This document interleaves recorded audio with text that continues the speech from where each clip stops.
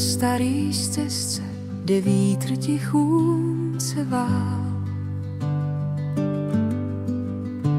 Tam někdy slyším, jak tvůj hlas,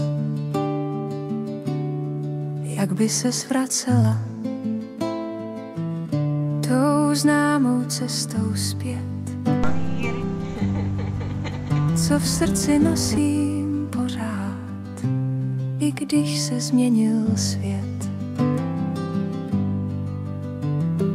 Ve 53 zůstala si sama, ale v srdci pevná. Vždyť ty zbyla máma, 4 nás vedla, jak světýlka tmou. 2 kluci, 2 holky, šli jsme za tebou.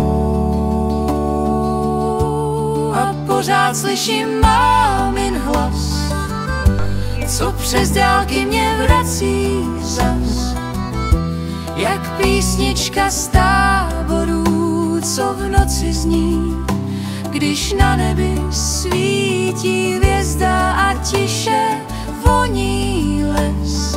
Mámin hlas je pořád s námi, je cestou, kterou v sobě nosím.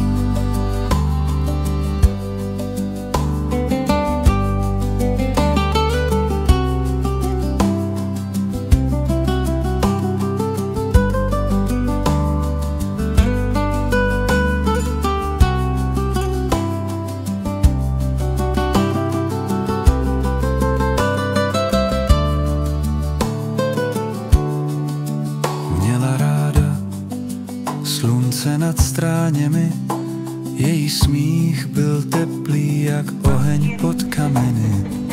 Hodná tak, že člověk zapomněl na svět, když sedla si k nám a začala vyprávět.